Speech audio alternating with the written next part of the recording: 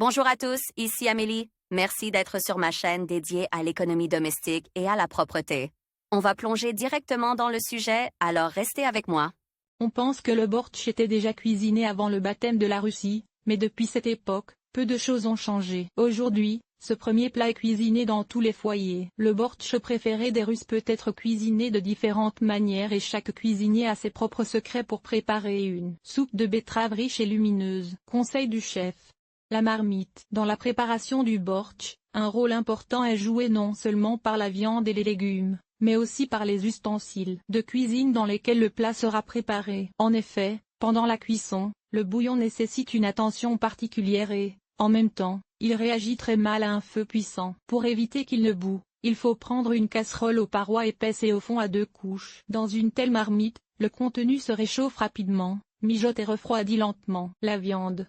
Pour le bortsch, veillez à choisir une viande peu grasse, de préférence au veau. Peu importe la partie de la carcasse qui sera prise, avant ou arrière, un tel ingrédient sera tout de même cuit pendant longtemps. Mais pour la soupe de betterave, les chefs conseillent de prendre la chair, et non la viande sur l'os. L'os donne au bouillon une couleur foncée et l'odeur qu'il dégage est particulière. Avant d'utiliser la viande en cuisine, il convient de bien la laver. Bouillon.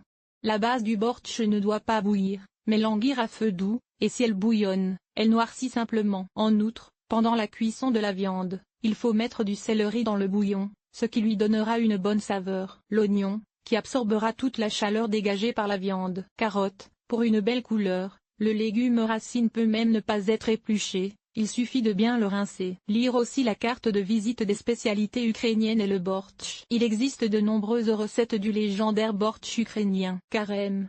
Betterave.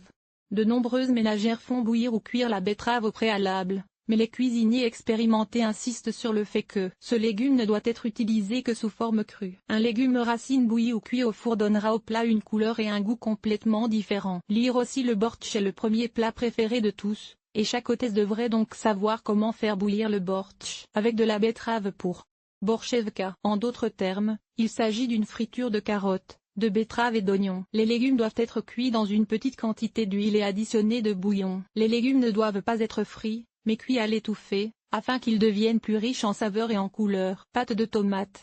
Dans la borchevka, il faut absolument mettre du concentré de tomate, mais pas des tomates fraîches, qui ne donneront pas la couleur et l'arôme souhaités. Le concentré de tomate ne doit être ajouté qu'à la fin de la cuisson des légumes. Si vous ajoutez cet ingrédient plus tôt, la couleur et le goût des betteraves s'en trouveront altérés, car le concentré de tomate contient du vinaigre. Pour acidifier un peu le rôti, vous pouvez utiliser du jus de citron. Certains cuisiniers professionnels utilisent du vin sec. Couleur.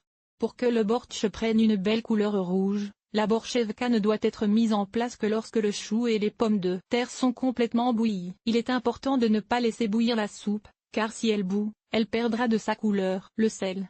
Cet ingrédient peut également affecter la couleur du plat et, pour ne pas la perdre, il faut saler la soupe avant d'y déposer le rôti de betterave. Présenté.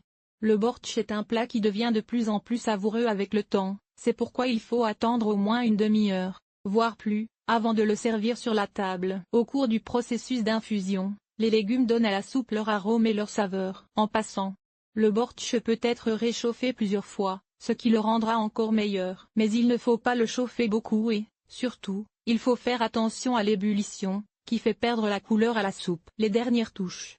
De nombreux gourmets n'imaginent pas le bortsch sans une sauce au saindoux et à l'ail, qui confère à la soupe un arôme et une saveur particuliers. Pour préparer une vinaigrette à l'ail et au saumon, il faut prendre du saindoux sans peau et le passer au mixeur avec des herbes et des légumes épicés. Cette sauce n'est ajoutée qu'à la soupe déjà cuite, puis le bortsch est mis en place. La soupe ne doit pas être bouillie après l'ébullition, sinon toute la saveur des herbes et de l'ail s'envolera. Il existe aujourd'hui de nombreuses recettes qui permettent de simplifier la préparation de la soupe de betterave. Mais il vaut parfois la peine de consacrer plus de temps à ce plat pour obtenir un véritable bortsch délicieux, qui doit absolument être servi sur la table avec de la crème aigre et des pampouchki à l'ail.